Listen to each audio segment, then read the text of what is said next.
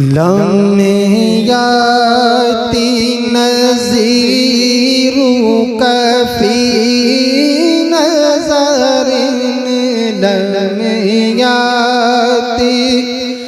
नज़ीरु कफ़ी नज़रिन मिस्ले तू न शुद पैदा जाना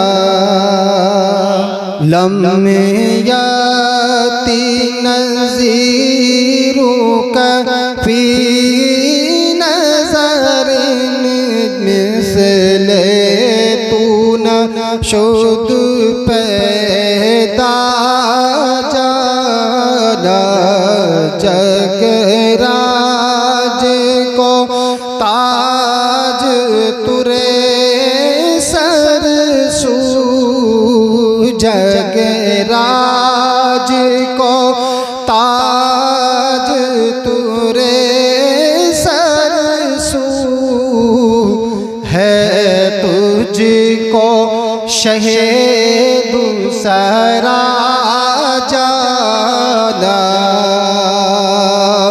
है तुझको शहे दूसरा जाना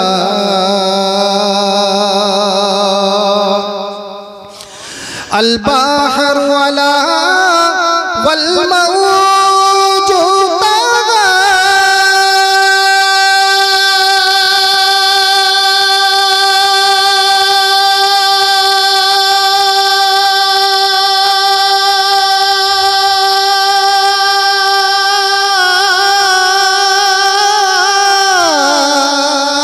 अल-बाहर वला वल मौजूद मन बेकसूफा होश रूपा मन बेकसूफा होश रूपा मझधार में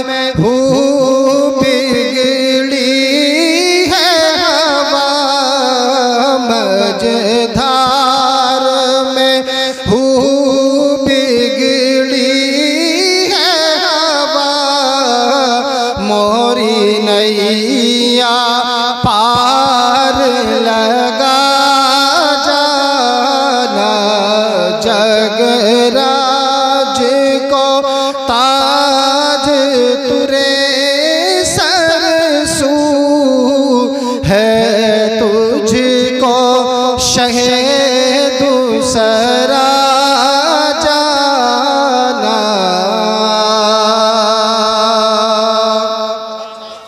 समझ में नहीं आ रही आप लोगों की? तो आप लोग रिएक्शन भी दीजिए ना, आपको रिस्पॉन्स भी आना चाहिए। मिसले तू न शुद पैदा जाना अनफी अतशी वसखा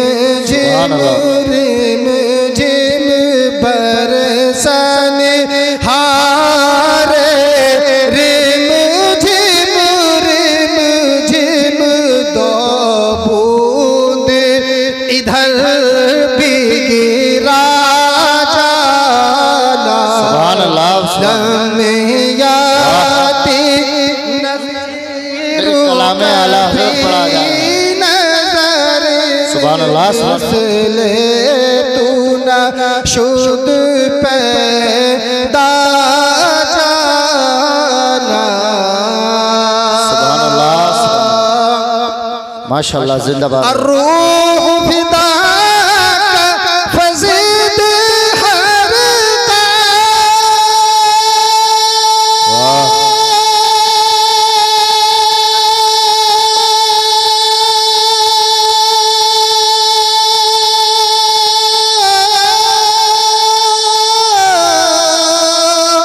अर्रूह फिदा फज़ीद हर यकशोद गर पर सने शिका मोरा तन मन धन मोरा तन मन धन मोरा तन मन धन तन मन धन मोरा तन मन धन सब फूक दिया मोरा तन मन धन सब फूक दिया ये जान भी प्यार जला। सुभान अल्लाह। नारे तकबीर। अरे कलामे आला हजरत है, मोहब्बत के साथ इस्तकबाल करें। नारे तकबीर, नारे आला हजरत, नारे तकबीर, नारे रिसालत, मसलके आला हजरत, उलमाए अहले सुन्नत, हजरत अल्लामा मुफ्ती आसिफ बरकाती साहिब किबला। जगराज को ताज तुरे सरसू है तुझको शहीद दूसरा जाना। जिंदाबाद जिंदाबाद। ये आखिरी शेर तो मक्ते का है, अशार तो इसमें बहुत आखिरी शेर पेश करना। जी अता करें। बस खामे खाम नवा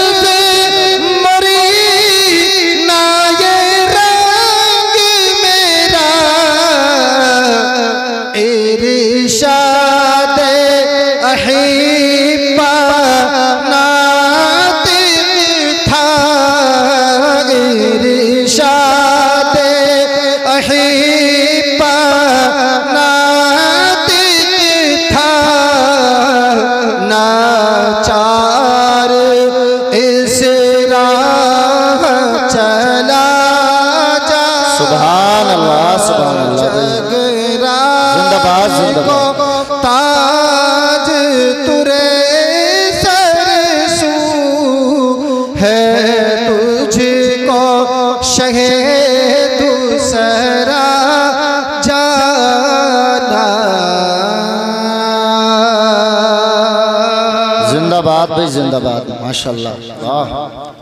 सावी शरीफ है तफसीर की बड़ी उम्दा किताब है, उसमें उन्होंने एक हदीस पाक नकल की है कि हज़रत हसन रज़ियल्लाहु ताला अन्हु जब नाते पाक पढ़ते थे तो अल्लाह के नबी अलैहिस्सलाम ने दुआ फरमाई थी, हसन बारकल्लाहु फी फाका, और एक रिवायत में फी फी फईका, अल्लाह ताला तेरे मुंह में बरकत फरमाए, व युबारिकु मन यसमाउ नाती, और अल्लाह उसके कानों में बरकत फरमाए जो मेरी नात को मोहब्बत से सुनता है। तो नाते पाक अशार में हो या नस्र में हो, ये मेरे नबी की नात है, पूरी कायनात मेरे नबी की नात है। आज मेरा जी ये चाह रहा है, मैं कई चीज़ें मैंने गौर की है, मैं किस क्या बात आपको बताऊं, क्या समझाऊं। आपके चेहरे को देखकर जी ये चाहता है कि मैं आज अपने नबी की मैं वो बातें बता दूं जो बातें हमारे अपनों ने नहीं बल्कि गैरों ने कही है। जी जी जी। जो हमारे नबी के बारे में गैरों ने कही है। जैसा ही ईद मिलादुन नबी का चांद नजर आता है, वाह, समझ रहे हैं आप बात? बड़ी मैंने वादा किया कि मैं नॉन इंडियन तकरीर करूंगा और समझा के करूंगा जी। पेरिस पूरी दुनिया का बड़ा खूबसूरत शहर है, फ्रांस की राजधानी। वहाँ एक चोनी हाल है, उसमें एक प्रोग्राम था, मैंने यही नात पढ़ी तो एक अंग्रेज बैठा हुआ, मुसलमान तो नहीं था, ईसाई था। उसने सुना था कि हिंदुस्तान से एक बहुत बड़े मुबल्लिग आ रहे हैं, प्रीचर कहते हैं इंग्लिश में उसको जी। तो वो बैठा हुआ रोने लगा, आंखों से आंसू आ रहे थे। मैंने कहा व्हाई यू क्राइंग, वो मैंने उससे पूछा क्यों रो रहे हैं, किसने आपको परेशानी पहुंचाई? उन्होंने कहा no, I am crying without your voice. सुभान अल्लाह। मैं आप जो बोल रहे हैं, जो कलाम आपने पढ़ा है, वो मेरे दिल पे ऐसा उतर रहा है कि लगता है कि ये बहुत बड़ी कोई स्पिरिचुअल चीज है का, it is a strong spiritual things. उसके जुमले उसने कहा कि मुझे लगा कि ये कोई रूहानी कोई ऐसी चीज है जो दिलों को मुसक्खर कर रही है। सुभान अल्लाह। मेरा जी चाहता है कि मैं इस्लाम के बारे में स्टडी करूं, सो मैंने कुछ किताबें दी, उसने पढ़ी। ये हमारे नबी की जो बात होती है ना, ये बात ऐसी है कि पत्थरों पर भी असर करती है, सुभान अल्लाह, जानवरों पर असर करती है, बस बताने वाला खुलूस से बता। उन्हें क्या बात थी? ख्वाजा गरीब नवाज रहमतुल्लाह ताला अलैह रास्तों से गुजर रहे हैं, जिस शहर के अंदर, जिस मुल्क के अंदर मंदिरों में घंटियां बजती थी, वो जगह मस्जिदों में तब्दील हो गई जी। जहां से घंटियों के बजने की आवाज आती थी वहां अजान होने लगी। क्या वजह थी? वजह यही थी कि वो पैगाम मुस्तफा था। सुभान, जब जबान से डिलीवर होता था, जबान से निकलता था तो दिलों पर उतरता था। सुभान अल्लाह, ये पैगाम मुस्तफा है।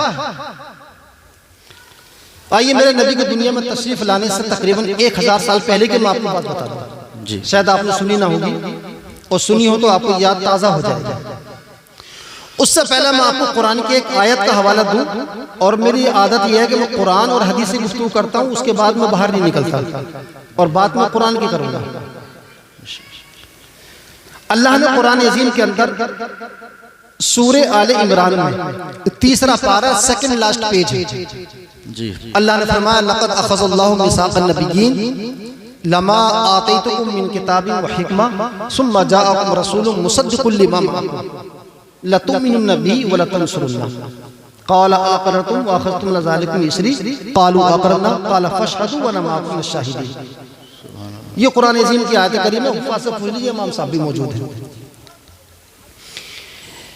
ये जो आज हम जलसा कर रहे हैं, जैसे 12 बुलबुल का चांद नजर आने के बाद कुछ लोगों के कलम हाथ में आ जाते हैं और लिखना शुरू कर देते हैं कि मिलाद शरीफ मनाना बिदअत, रबीउल अव्वल मनाना बिदअत, ये बिदअत, ये शिर्क, वो शिर्क। मैं उन लोगों से मुख़ातब जी। और आप लोग ईमान व अक़ीदे की बातें करके जाइए, कुरान से बात। कोई इंसान सारी चीज का इनकार कर सकता है, मगर अल्लाह के कुरान का इनकार नहीं कर सकता। बेशक मेरी बात का इनकार कर सकता है, मेरे बाप की बात का इनकार कर सकता है, आपका इनकार कर सकता है, वो सारी दुनिया की बातों को रिजेक्ट कर सकता है, मगर अल्लाह के कलाम को रिजेक्ट नहीं कर सकता। अल्लाह के कलाम में बड़ी तासीर है, मैं कुरान से बताता हूं। और एक चीज याद रखिए, इन लोगों के फतवे उन लोगों पर चलते हैं जो मिलाद मुस्तफा करते हैं, जो अल्लाह के रसूल की नात पढ़ते हैं, अल्लाह के रसूल का जिक्र करते हैं। उन पर नहीं चलते जो कावड़ यात्रा लाने वाले, शिर्क करने वाले, शराब के नशे में डोल कर आने वाले, उनके पैरों को जो दबाते हैं, उनके गलों में जो हाथ डालते हैं, उनका स्वागत करते हैं, उनका इस्तेकबाल करते हैं, उनके खिलाफ कोई नहीं बोलता जी। जो बोलता है मिलाद मुस्तफा के खिलाफ बोलता है, उसे अपने ईमान की खैर मनानी चाहिए। अल्लाह तबारक व तआला ने पूरी कायनात को पैदा करने से पहले, पूरी कायनात कब, ये लफ्ज कब भी नहीं था, जब लफ्ज जब भी नहीं था, अंधेरे में, अरे अंधेरा भी मखलूक है, अंधेरा भी ना था। पूरी कायनात को वजूद बख्शने से पहले, जब कुछ भी नहीं था, ये जमीन भी न थी, आसमान भी न था, कुछ था ही नहीं, अल्लाह तबारक व तआला ने तमाम अंबिया इकराम की रूहों को इकट्ठा फरमाया। ये कुरान का हवाला मैं आपको दे रहा हूं, इसको याद रखना। तमाम अंबिया इकराम की रूहों को, हजरत आदम से लेकर के हमारे नबी तक तमाम अंबिया वहां पर मौजूद थे। सारे अंबिया इकराम से अल्लाह तबारक व तआला ने खिताब फरमाया।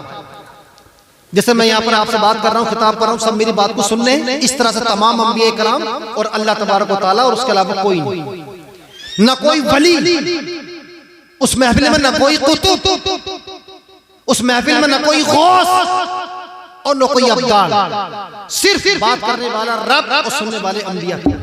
बेशक 1 लाख 2 लाख कम बेश 24,000 अंबिया इकराम। कुरान में अल्लाह ने बयान फरमाया व अरसलनाहु इला मिअति अल्फिन औ यज़ीदून, कि हमने तकरीबन 1 लाख से ज्यादा अंबिया इकराम दुनिया में भेजे, उससे भी ज्यादा।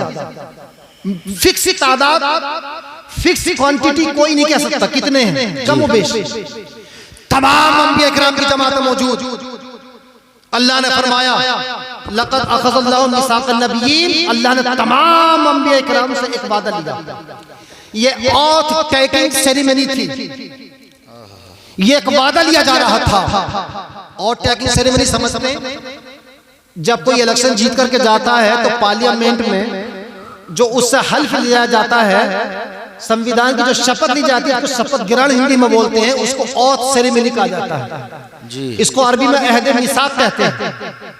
अल्लाह ने तमाम अंबिया इकराम से एक मिसाक लिया, एक वादा लिया।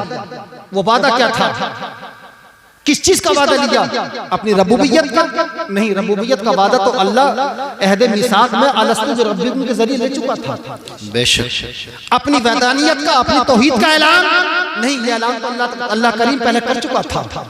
किस चीज का वादा था?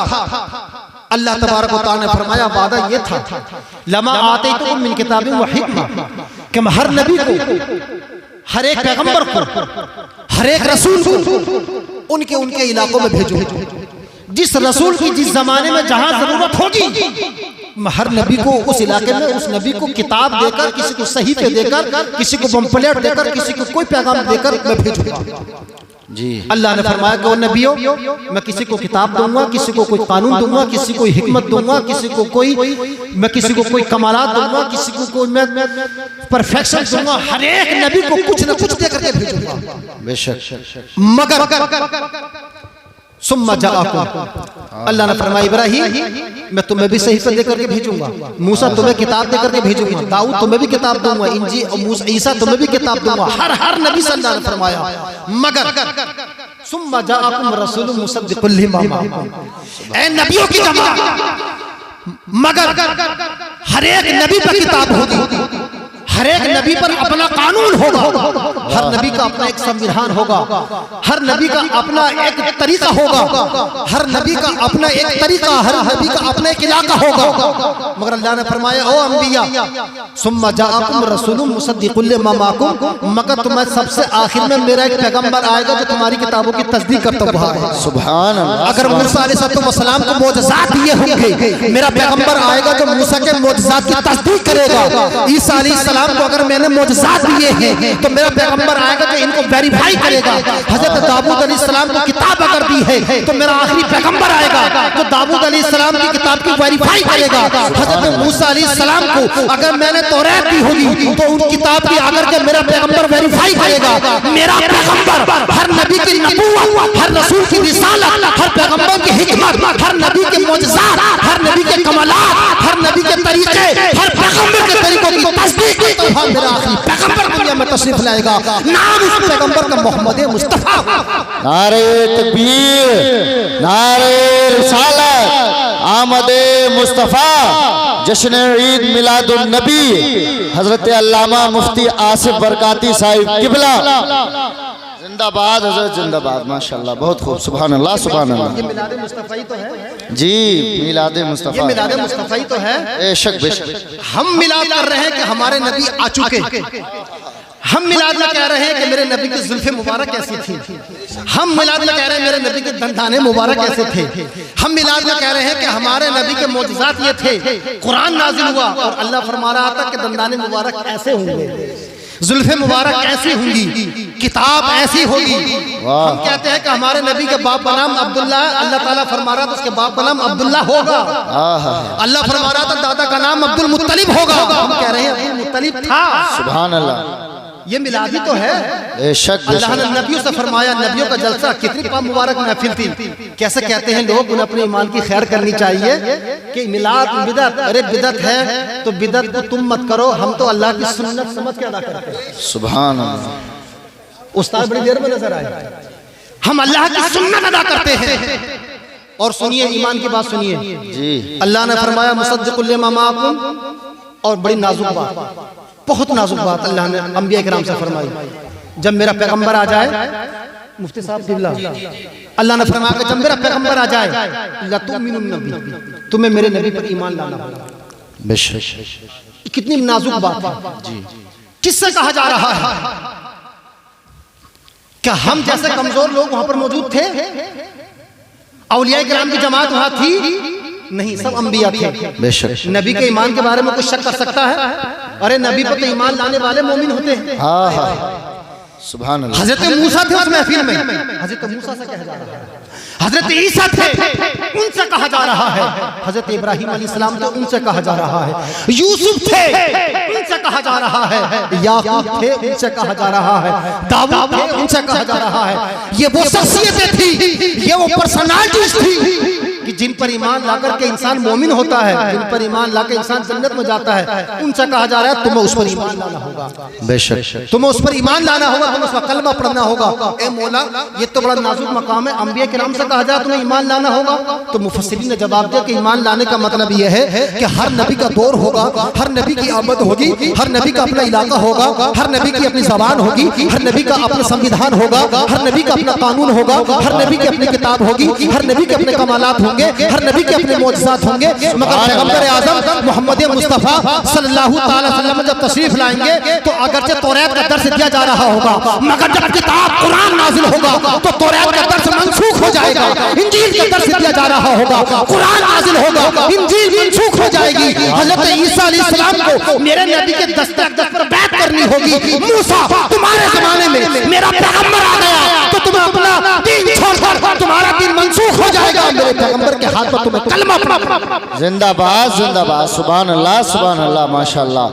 नारे तकबीर, नारे रिसालत, नारे गौसियत, मसलके आला हजरत, उलमाए अहले सुन्नत, हजरत अल्लामा मुफ्ती आसिफ बरकाती साहिब किबला, नारे हैदरी। समझ में आ रही है बात? बढ़ू आगे।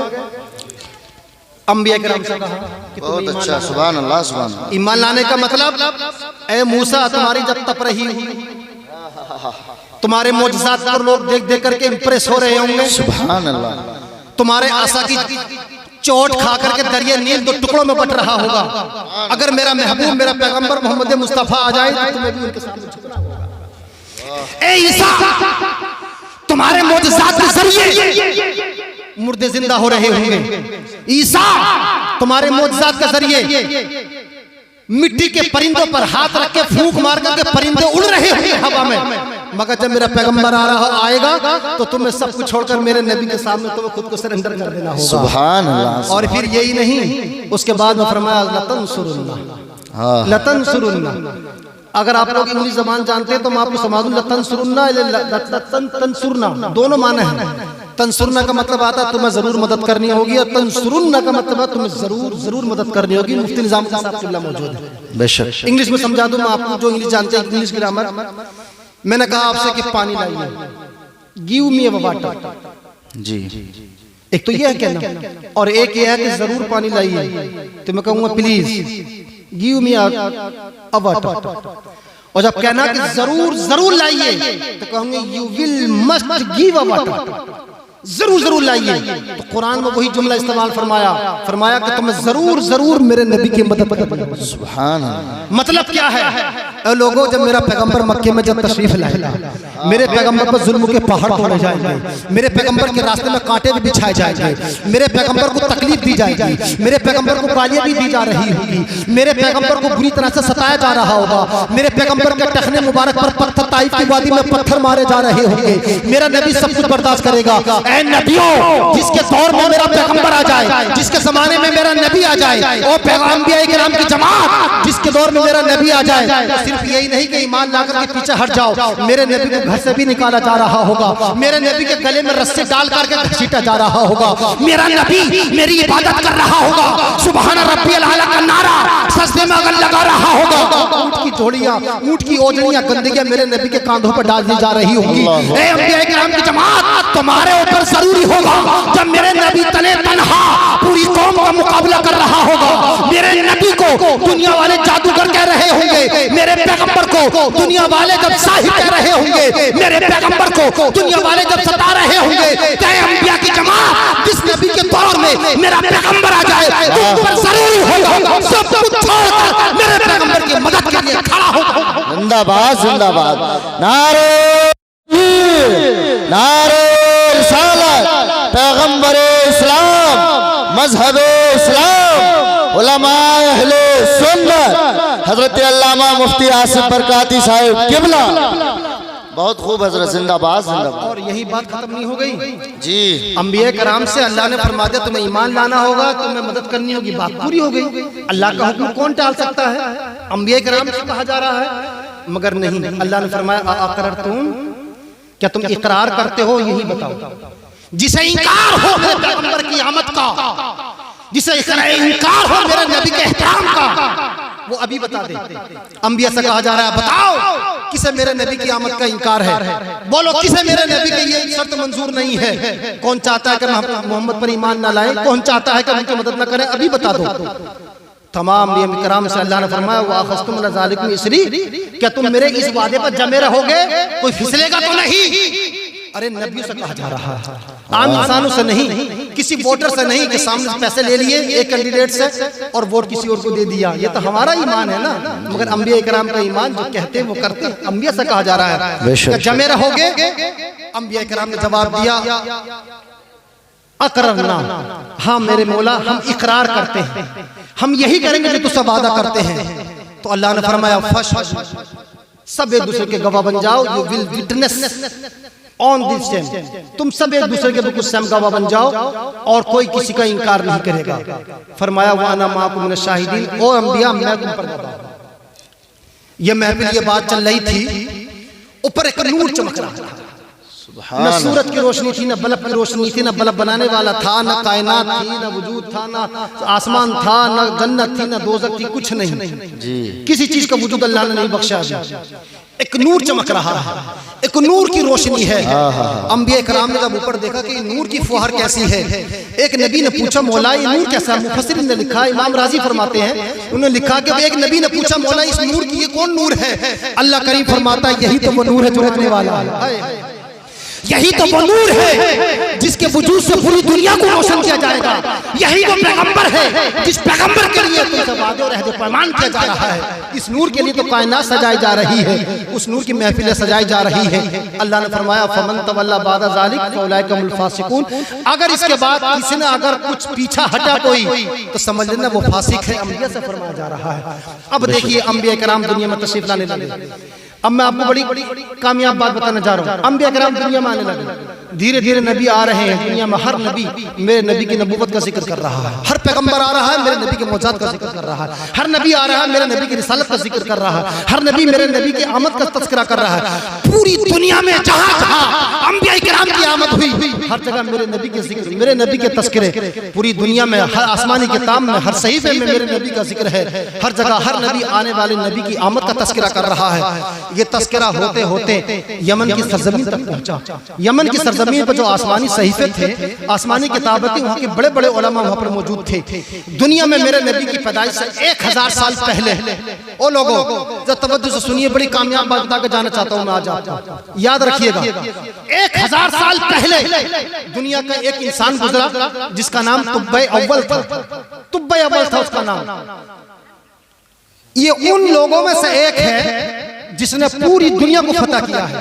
तुब्बे अव्वल एक अलेक्जेंडर है जिसको हम सिकंदर कहते हैं, इसने भी पूरी दुनिया को फतह किया। 5 लोग हैं, उनमें से एक नाम तुब्बे अव्वल का भी है। इसका मिजाज ये था, इसकी आर्मी कितनी थी वो भी सुन लीजिए, 1,33,000 133,000 1,33,000 लोग वो थे जो घोड़ों पर, ऊंटों पर, हाथियों पर सवारी कर रहे थे।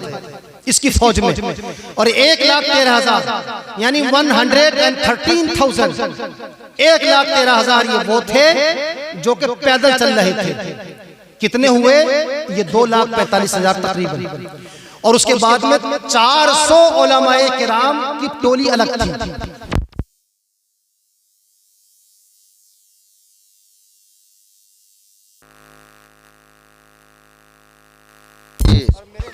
तो ऐसी दुनिया में अंधेरा रहता, समझ रहे बात? 400 उलमा थे उसके साथ। और ये उलमा कौन से थे? जिस मुल्क में जाता, जहां से फतह करता, वहां के टॉप 10 जो आलिम होते, टॉप का जो आलिम होता है उसको अपने साथ रखता। इस तरह से 400 उलमा की भीड़ इसके साथ थी। और पूरी दुनिया का जो सबसे बड़ा आलिम था वही 400 उलमा का, उसने उसको सरदार बनाया। उसका शिपरुमु था, उसका लक़ब था रईसुल उलमा। और जो इसका वजीर था, जो इसका एडमिनिस्ट्रेटिव वजीर था, उसका नाम था इमारीस।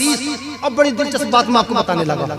किताब का नाम है शरफुल मुस्तफ़ा, मुसन्निफ का नाम है अबू साद नेसापुरी रहमतुल्लाह तआला अलैह। ये बहुत बड़े अपने वक्त के इमाम हैं। कोई शख्स चाहे आला हजरत क्यों ना हो, चाहे इब्ने खुल्दून क्यों ना हो, जितने भी बड़े बड़े इमाम हैं सब उसको कोट करते हैं। बहुत अहम किताब है। हवाला दे दिया मैंने आपको, रेफरेंस दे दिया, मुझसे बाद में पूछ रहे हो तब तेजी के साथ मैं आपको बता रहा हूँ। ये शख्स फतह करते करते 400 उलमा को लेकर के, जब इससे किसी ने बताया कि हिंदुस्तान बड़ी खुशहाल जगह है, हिंदुस्तान को फतह करने के लिए जब निकला तो हिजाज के रास्ते से आया। हिजाज उस जमाने में जो आज का सऊदी अरब है उसको हिजाज कहा जाता था। सऊदी का नाम तो 1923 के बाद रखा गया है। इन्होंने जालिमों ने आकर जब कब्जा किया। ये एक तारीख है, इंशाल्लाह फिर किसी मौके पर अर्ज करूंगा। हिजाज के रास्ते से जब गुजरा, मक्के की सरजमीन पर पहुंचा। मक्के की सरजमीन पर जाकर देखा कि वहां के लोग, बुद्धू किस्म के लोग, देहाती, उन्होंने इससे कोई एहतराम नहीं किया। इसका तुब्बे अव्वल का कोई इज्जत न की, कोई तकरीम न की, कुछ नहीं किया। इसे बड़ा गुस्सा आया। इसने अपने वजीर को बुलाया और कहा कि ये कैसी बस्ती है? मैं जिस इलाके से गुजरता हूँ लोगों का पित्ता पानी हो जाता है। मेरे डर के मारे लोग सरेंडर कर देते हैं, बगैर लड़े लोग फतह कर लेता हूँ। ये कैसे देहात के लोग मुझे देख करके डरे नहीं, मुझे देख करके सहमे नहीं, मेरी इज्जत नहीं की। जाओ पता लगाओ कि ये क्या मामला है। जो हमारी जो वजीर था उसने पता कराया, सर्वे किया। आने के बाद में चुपके से बादशाह से कहा कि आप घबराएं ना, ये लोग देहाती हैं, ये लोग कहीं आते जाते नहीं, आपका नाम सुना नहीं है, इसलिए इसका आपकी इज्जत नहीं की। मगर हाँ, एक वजह है, इनके पास एक घर है जिसको ये काबा कहते हैं। उस काबे की वजह से उस पर इतना फख्र करते हैं कि किसी की इज्जत नहीं करते जी। इसके मन में ख्याल आया कि छोटा सा काबा है, इस छोटे से घर के लिए मेरी इज्जत नहीं की। इन्होंने कहा कि इस काबे को मैं मिस्मार कर दूंगा, इसकी ईंट से ईंट बजा दूंगा, उसको मैं खत्म कर दूंगा, सफाई हस्ती से इसका वजूद खत्म कर दूंगा।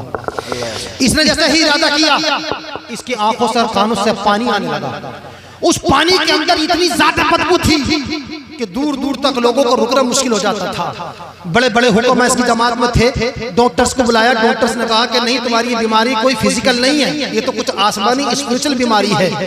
जो रईसुल उलमा था उसको खबर मिली, वजीर से कहा कि मुझे इजाजत दीजिए, मैं ठीक कर दूंगा। मरता क्या ना करता, वजीर ने बुलाया, बादशाह के पास आकर कहा कि मैं आपसे एक राज की बात पूछना चाहता हूँ। आप ये बताइए, क्या आपने इस काबे को गिराने का कभी इरादा किया था? उसने कहा कि हाँ, मैंने इरादा किया था। कहा कि बस यही वजह है कि जो आपको तकलीफ पहुंची, ये अल्लाह का अज़ाब है। आप अभी मन से निकाल दीजिए ख्याल, तुम्हारी बीमारी दूर हो जाएगी, क्योंकि ये हजरत इब्राहिम अलैहिस्सलाम ने तामीर फरमाया था, ये अल्लाह का घर है। इतनी बात उसने सुनी। उसने कहा कि मैं तुम्हें गवाह बनाता हूँ और अपने मन से इस ख्याल को निकालता हूँ। इतना कहना था, उसकी जो बीमारी थी वो खत्म हो गई, पानी आना बंद हो गया, बदबू खत्म हो गई। उसने सुबह को गुस्ल किया, कपड़े मंगाए और काबे पर गिलाब चढ़ाया, काबे का तवाफ किया। मुअर्रिखीन ने लिखा है सबसे पहले हजरत इब्राहिम अलैहिस्सलाम ने काबा बनाया, उसके बाद से लेकर के सबसे पहले जो काबे पर गिलाब चढ़ाया गया था, ये तुब्बे अव्वल नहीं चढ़ाया था। इससे पहले किसी ने काबे पर गिलाब नहीं चढ़ाया था। इसने काबे पर गिलाब चढ़ाया और अपनी फौज को लिया, लेकर के चल पड़ा। चलते चलते एक जगह आई। पहले के लोग जो कि ऊंटों पर सफर करते थे, जहां पानी मिला वहीं पर पाँव डाल दिया। वो एक जगह आई जहां पर पानी का तालाब था और जंगल था, ना कोई घर था, ना वहां पर कोई पेड़ था, ना दरख्त था, कुछ नहीं, सिर्फ और सिर्फ एक पानी का तालाब था। पानी के तालाब पर आकर के इसने अपना बेड़ा डाला और डालने के बाद इनसे ऐलान किया, कल सुबह हमें यहाँ से कूच करना है हिंदुस्तान के लिए। जब सुबह हुई, रात में जो 400 उलमा थे उनके मूड बदल गए। उन्होंने आसमानी किताबों का मुताला करना शुरू किया। उन्हें वहां की सरजमीन से, वहां की मिट्टी से न खुशबू आने लगी। किसी इलाके के रहने वाले से पूछा इस जगह का नाम क्या है? उन्होंने कहा कि जंगल का नाम है जिसको हम कहते हैं, जंगल का नाम यसरब है, इस तालाब का नाम भी यसरब है। ये वही यसरब था जो आज हम मदीना, हम आशिकों की राजधानी है। सुभान अल्लाह। उलमा इकराम ने कहा यही वो मकाम है जो आखिरी पैगंबर जिनके लिए अल्लाह तबारक व तआला ने 2,24,000 अंबिया किराम को दुनिया में भेजा, जिनके सदक़े में अल्लाह तबारक व तआला ने कायनात को वजूद बख्शा, यही वो मकाम है कि वो नबी पैदा मक्के में होंगे, हिजरत करके यही आएंगे। यही वो मकाम है कि वो नबी पैदा मक्के में होंगे, उनके आखिरी आराम का यही होगी, क़यामत तक उन्हें इसी मिट्टी में रहना होगा। यही वो मकाम है जिस मकाम पर सबसे ज्यादा बार बार इस पैगंबर के कदम पड़ेंगे, यही वो मिट्टी है। यही रुक जाओ और यहाँ से हमें जाना नहीं है। उन उलमा ने मशवरा किया, 400 उलमा ने, ये बादशाह अगर हमारे जिस्मों के टुकड़े भी अगर कर दे, इस जगह से नहीं जाना है, इसलिए कि यही मकाम है जहाँ पर आखिरी पैगंबर को आना है। सुबह जब हुई, कूच का नकारा बजा, ऐलान हुआ सब लोग कूच करो। उलमा ने मना कर दिया। रईसुल उलमा को बुलाया गया। उसने कहा कि हुजूर, ये लोग, ये उलमा ने फैसला कर लिया कि यहाँ से जाने वाले नहीं है। ये सब उलमा आसमानी किताबों के आलिम है, कोई ताबूत, कोई ज़बूर का आलिम है, कोई इंजील का आलिम है, कोई तौरात का आलिम है, कोई आसमानी सहीफों का आलिम है। ये सब के सब उलमा है जिनको इस मिट्टी से खुशबू आ रही है। ये नबी आखिर ज़मान मोहम्मद मुस्तफ़ा की सरजमीन है, ये मोहम्मद मुस्तफ़ा का दारुल हिजरा है। ये वही पैगंबर है जहाँ पर इमाम हुसैन की पैदाइश होनी है। ये वही जगह है जहाँ पर मौला कायनात। जिंदाबाद जिंदाबाद, सुभान अल्लाह सुभान अल्लाह। बात सुनी, अब ईमान की बात सुनिए। उसने 400 उलमा के लिए मुफस्सिर ने लिखा है, इस मुअर्रिख ने लिखा है, अन्नहु अमरा बनु दारन अरबा मिअतन। उसने हुक्म दिया कि 400 घर बनाए जाएं। उसने 400 बांदियां खरीदी और 400 उलमा के निकाह किए और एक एक घर हर आलिम को उसने अलाट कर दिया। उसी सरजमीन पर अभी कोई घर नहीं बना था। मदीने की सरजमीन के सबसे पहली आबादी, सबसे पहली बस्ती ये थी। मदीने की सरजमीन पर इससे पहले कोई घर नहीं था। ये कहिए कि मदीने का जो फाउंडर, मदीने को जो आबाद करने वाला है, अव्वल है। इसने घर बनाए और एक सबसे बड़ा घर बनाया, सबसे बड़ा घर जिसको दारुल कबीर कहा जाता था।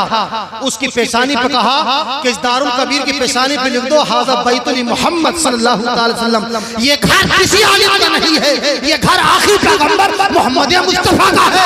मोहम्मद मुस्तफा के सुभान अल्लाह सुभान अल्लाह।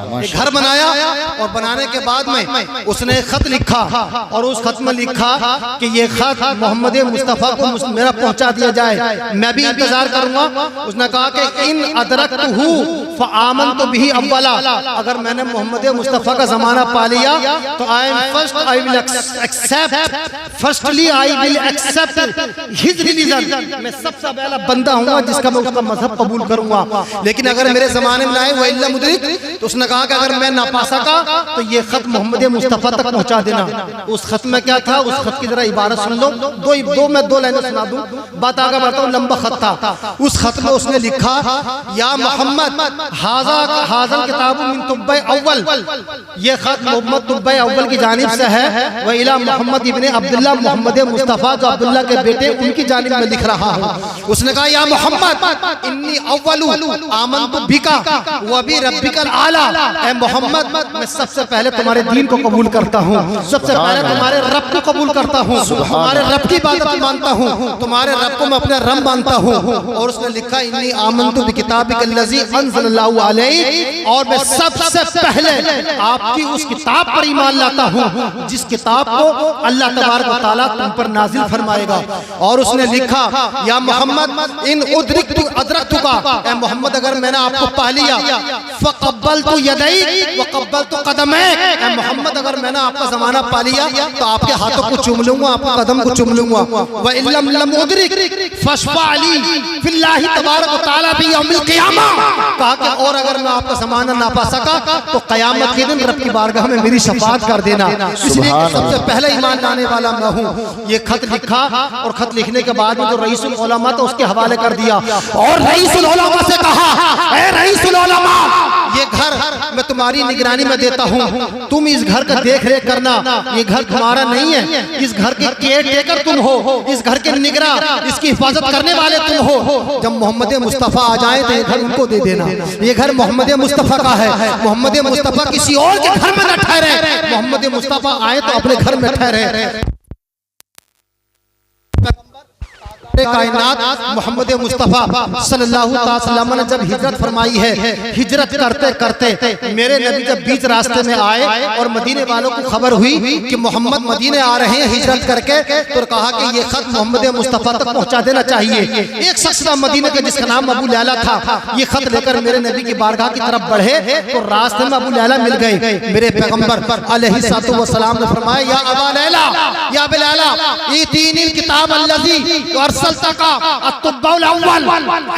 अबू लैला, आओ वो खत हमें दे दो जो खत अबू अव्वल ने तुम तक पहुंचाया है। इतनी बात सुनी अबू लैला चेहरे को देखने लगे। अबू लैला कहने लगे, या अय्युहर रजुल इन्नी लम अशरु मन अंता, मुझे ये तो पता नहीं, मुझे तो ये एहसास नहीं तुम कौन हो, लेकिन इन्नी अशअरतु मिन वजहिका लम यज़हुर अलामतु सहर, मगर तुम्हारे चेहरे से जादूगर के आसार तो जाहिर नहीं होते, मगर बातें तुम्हारी जादूगरों वाली हैं। ए मोहम्मद, मुझे नहीं मालूम तुम कौन हो, न मोहम्मद नाम तो बाद में लेता, जब पता होता मुझे नहीं मालूम तुम कौन हो।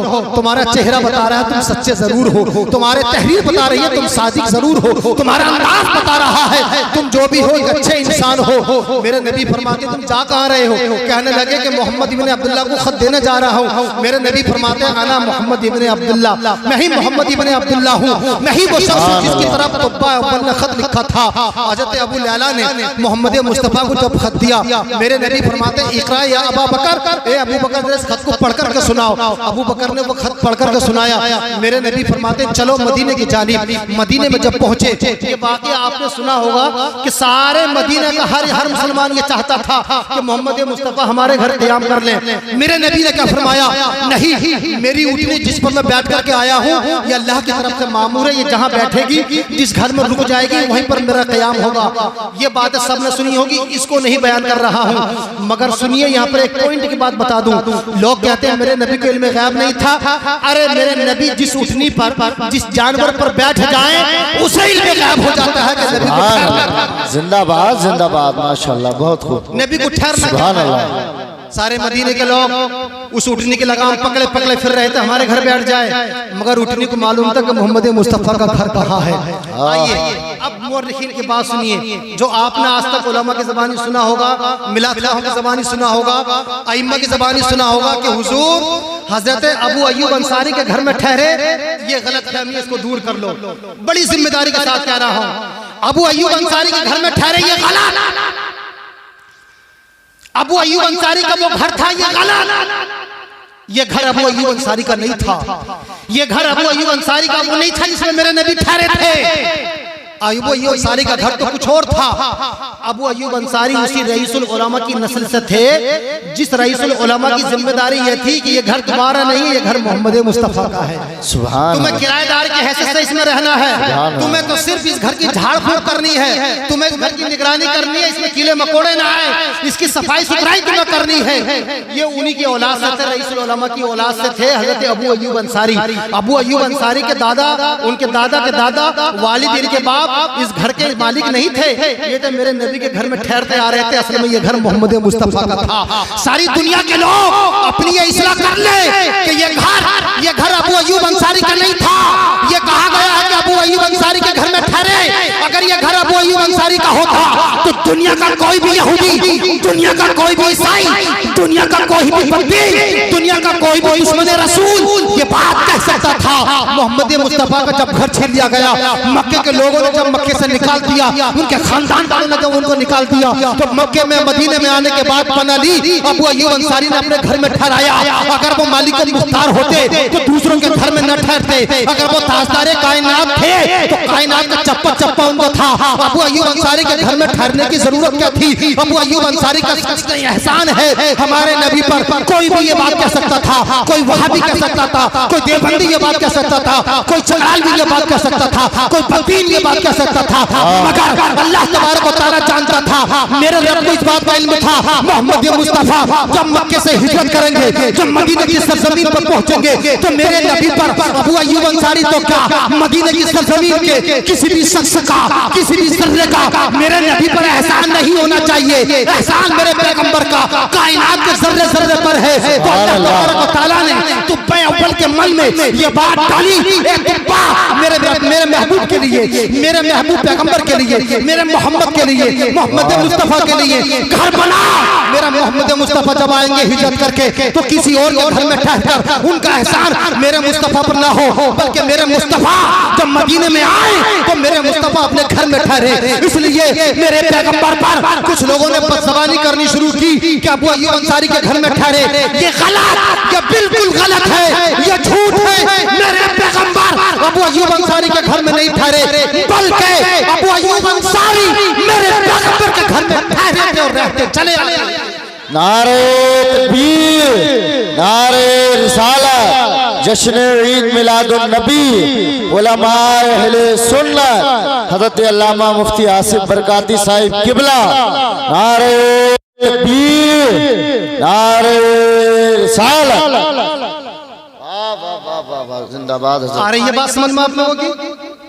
समझ में आ रही है? अबू अय्यूब अंसारी का एहसान मेरे नबी पर नहीं है, मेरे नबी का अबू अय्यूब अंसारी पर एहसान है। और यही एहसान नहीं है, सुनिए तो जरा। कोई आदमी आपके घर में रहने लगे तो 1 साल बर्दाश्त करेंगे, 2 साल बर्दाश्त करेंगे, उसके बाद में कहीं किराया दो। कोई आपकी दुकान में रहने लगे, छोटी सी दुकान में रहने लगे, तो क्या कहेंगे? किराया दो। 1 साल 2 साल रह ली, चलो उसको छोड़ो, मगर आपको किराया दो। मगर आए हैं कुर्बान जाइए। मेरे नबी से, मेरे नबी की पैदाइश से ठीक 1000 साल पहले, जिस तारीख में मेरे नबी की पैदाइश हुई 12 रबीउल अव्वल को, उससे ठीक 1000 साल पहले उसी तारीख में तुब्बे अव्वल का इंतकाल हुआ। तुब्बे अव्वल का इंतकाल हुआ 1000 साल से अबू अय्यूब अंसारी, उनके बाप, उनके दादा, परदादा, उनके दादा के दादा, दादा के दादा, 1000 साल तक कितनी नस्लें मेरे नबी के घर में रहती आ रही थी। मेरे पैगंबर अगर चाहते हैं वही अंसारी, तुम 1 रुपये रोज के एतबार से किराया दो। कोई किराया है आज के जमाने में? 30 रुपए महीने वो किराया होता। अगर मेरे नबी फरमा देते अबू अय्यूब अंसारी, तुम्हारी नस्लें हमारे घर में रहती हुई चली आ रही है, 1 रुपये रोज के एतबार से किराया दो, 1000 साल का किराया जरा लगाइए, कितना होगा? कोई कैलकुलेटर है जो हिसाब लगा सके? मगर मेरे पैगंबर ने फरमाया नहीं, मेरे नबी चाहते अबू अय्यूब अंसारी से कहते, अबू अय्यूब अंसारी 1000 साल से तुम हमारे घर में रहते चले आ रहे हो, घर खाली करो, अपने घर में जाकर के बसो, अपने घर में जाकर के रहो। अब मोहम्मद आ गए अपने घर में, ये हमारा घर है, और कहते प्रूफ, तो कहा कि ये खत तुब्बे अव्वल ने तुम तक पहुंचाया है, इस खत में लिखा हुआ है मेरे नाम के बेनामा है। सच बात थी, मेरे नबी कह सकते थे, मगर नहीं, मेरे नबी ने नहीं कहा अबू अय्यूब अंसारी कहीं और चले जाओ। मेरे नबी ने फरमाया अबू अय्यूब अंसारी तुम भी इसी घर में रहो, मोहम्मद भी इसी में रहते हैं। सुभान अल्लाह, मोहम्मद भी इसी घर में रहेंगे। अबू अय्यूब अंसारी भी रहने लगे। मेरे नबी अबू अय्यूब अंसारी से किराया मांग लेते तो अबू अय्यूब अंसारी की नस्लें गुजर जाती, मगर मेरे नबी के घर का किराया नहीं दे पाते। ये मेरे नबी का एहसान है। तो याद रखें, मेरे पैगंबर पर अबू अय्यूब अंसारी का एहसान नहीं है।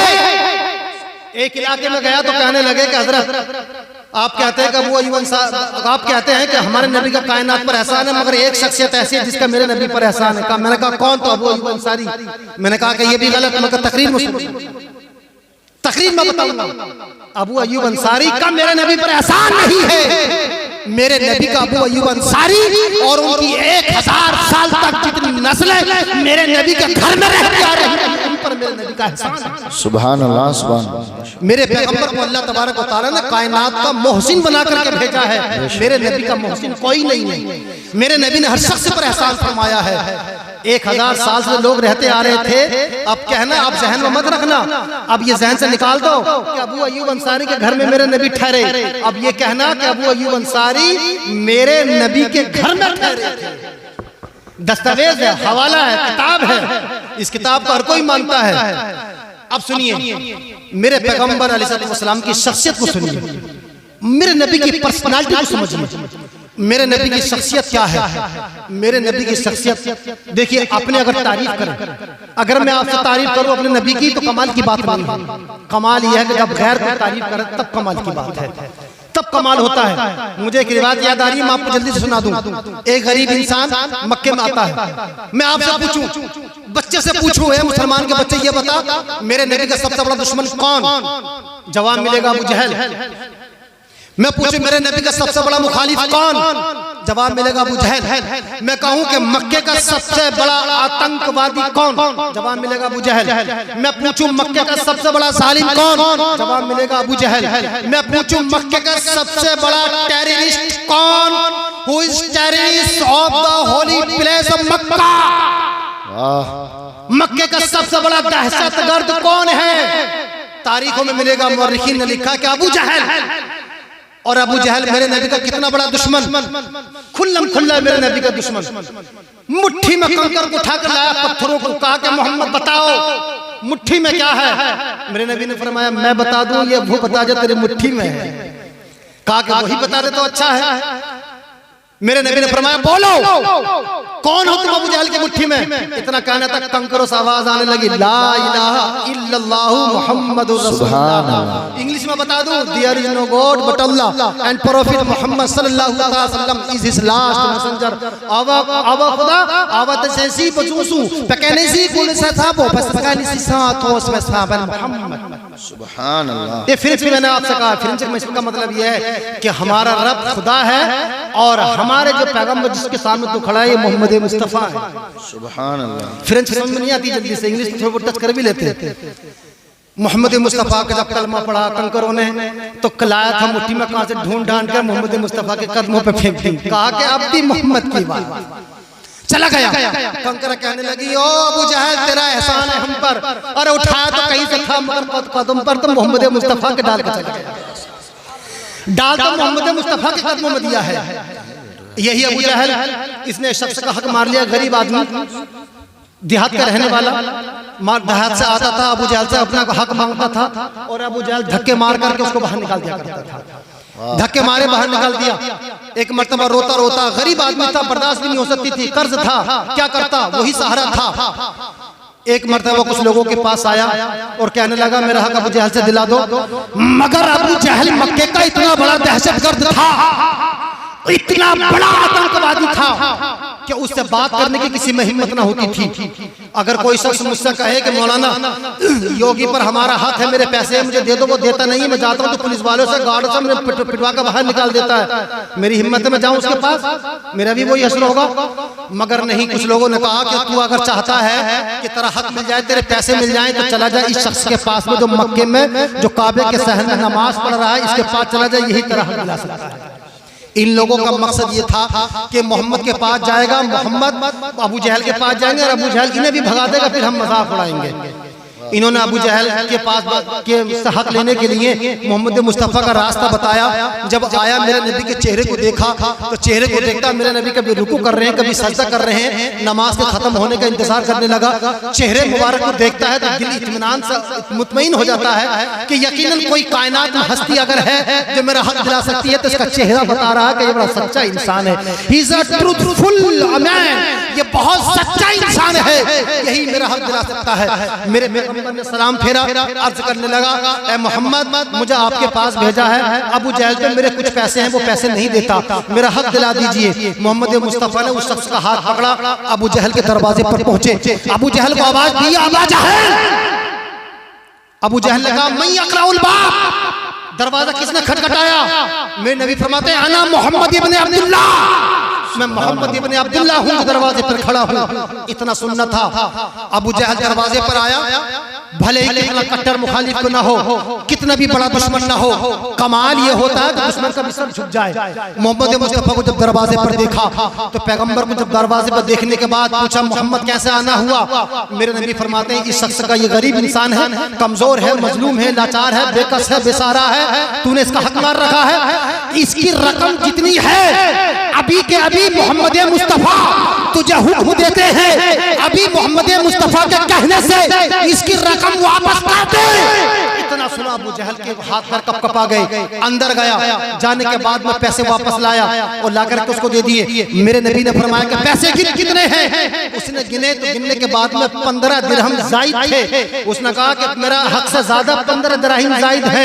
अबू जहल को मेरे नबी ने फरमाया वापस कर। वापस करने लगा। अबू जहल कहने लगा मोहम्मद ये 10 दिरहम जितने भी हैं ये तो इसका वो हक है जो इसका मुझ पर कर्ज था, और ये 5 दिरहम ये 15 दिरहम जो जायद है ये मोहम्मद तुम्हारे आने की वजह से इस खुशी में देता हूँ।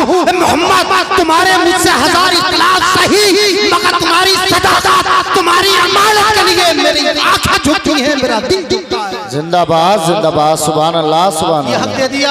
मेरे नबी ने फरमाया कि तू अपने घर चला जा। वो लोग जो हिमायती बने हुए थे अबू जहल के, वो फौरन अबू जहल के पास पहुंचे। अरे मोहम्मद की मुखालफत करते हो, मोहम्मद से दुश्मनी रखते हो, मोहम्मद का कलमा नहीं पढ़ते, मोहम्मद को बुरा भला कहते हो, मोहम्मद को जादूगर कहते हो, मोहम्मद के करीब नहीं जाते, मोहम्मद को करीब नहीं होने देते, मोहम्मद के कुरान का इनकार करते हो, मोहम्मद के खुदा का इनकार करते हो। और आज मोहम्मद सिफारिशी बन करके आया। आज अगर मोहम्मद ने आकर के तुमसे कर्ज मांगा तो तुमने उसका कर्ज भी दे दिया और ज्यादा भी दे दिए। अबू जहल ने जो जवाब दिया था वो सुनिए। अब सुनिए गैरों की ज़बानी मेरे नबी के कमालात।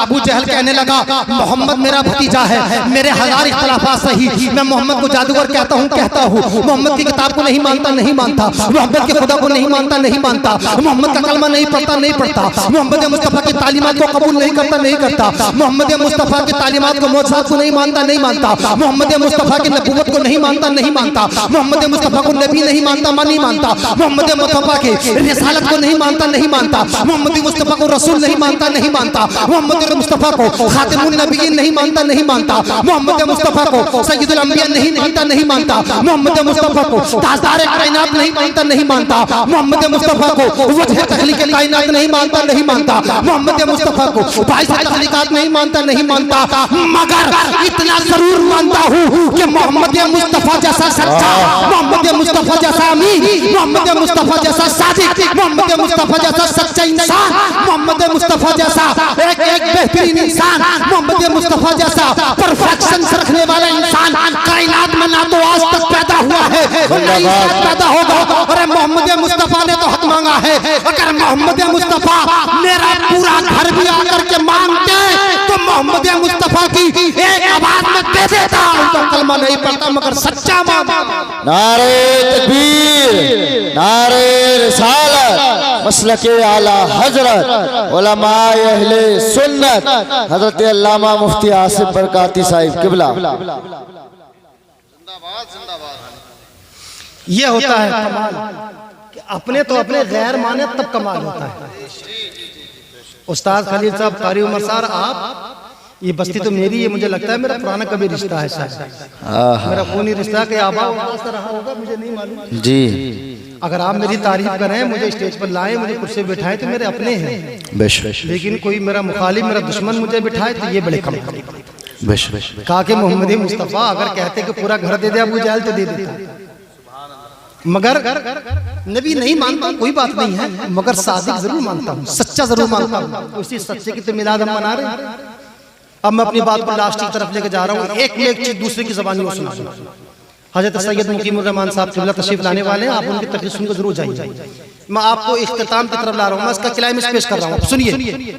Attention, I have your attention please. England की सरजमीन पर एक आदमी गुजरा है, आप लोग लिख लें और गूगल पे उसका नाम सर्च कर लें। उसका नाम है डॉक्टर एच माइकल हार्ट, ईसाई, मुसलमान नहीं है। उसने किताब लिखी, किताब का नाम है द 100, और द 100 यूरोप में सबसे ज्यादा पढ़ी जाने वाली कुरान के बाद और सबसे ज्यादा छपने वाली किताब है। इसका उर्दू में, हिंदी में, हर जबान में, फ्रेंच में, हर जबान में उसका ट्रांसलेशन हुआ है।